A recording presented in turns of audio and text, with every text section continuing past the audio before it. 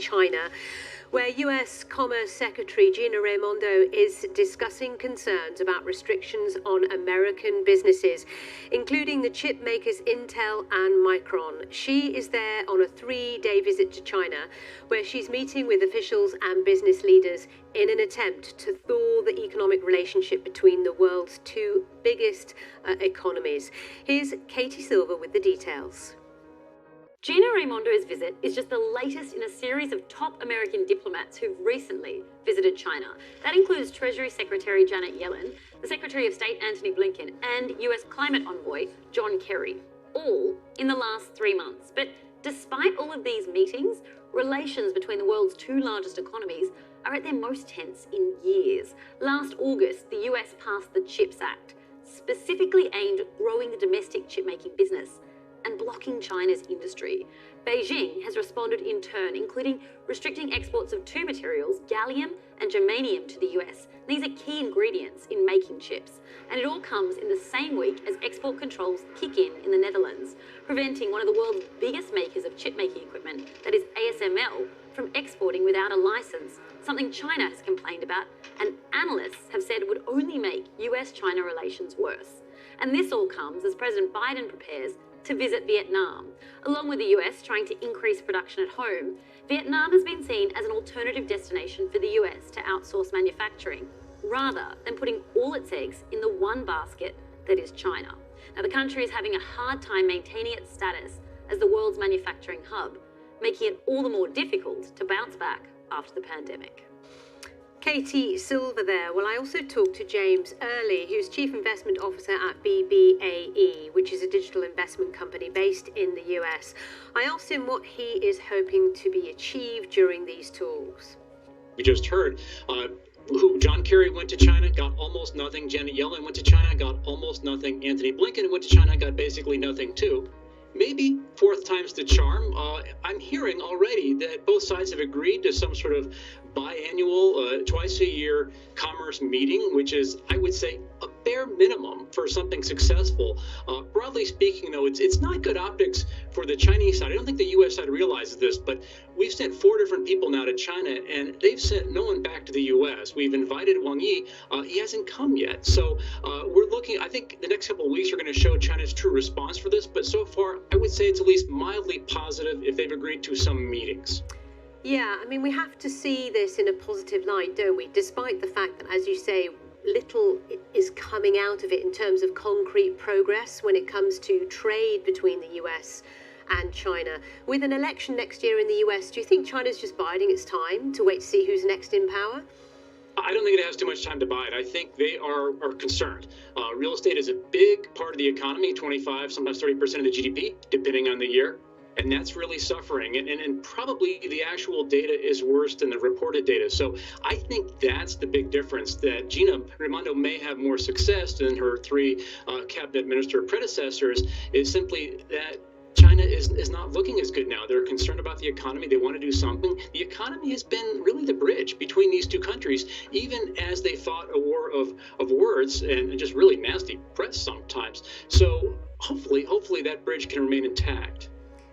Yeah, as you say, the bridge needs to be repaired, as it were, or intact. But in terms of specifically when it comes to the changes that the US made, which really ticked off China regarding semiconductors, what progress can be made as far as that is concerned? Because as Katie Silver, my correspondent, pointed out, you know, the Netherlands has followed suit, many others as well.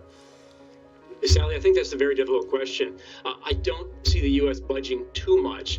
They have roughly 1,300 companies on some sort of sanction or entity list, and about a week ago they released or undid 27 of them, which is sort of a symbolic gesture. It's something, but I really don't think they want that high-end chip technology getting into China's hands. Now, ironically, there are lots of loopholes, and these banned companies can still get it when other unbanned companies import it and just give it to them. I mean, when you got a state-controlled economy, those things are going to happen, but I don't think the U.S. has a lot of leeway to give. I think they would love for China to relax some of those rare earth export restrictions on China's end. Like you just said, I think they want the semiconductors.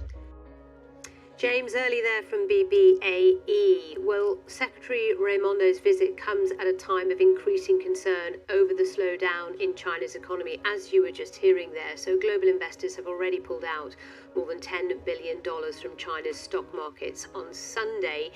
In an effort to boost the markets on the mainland, the Chinese authorities halved the stamp duty on stock trades.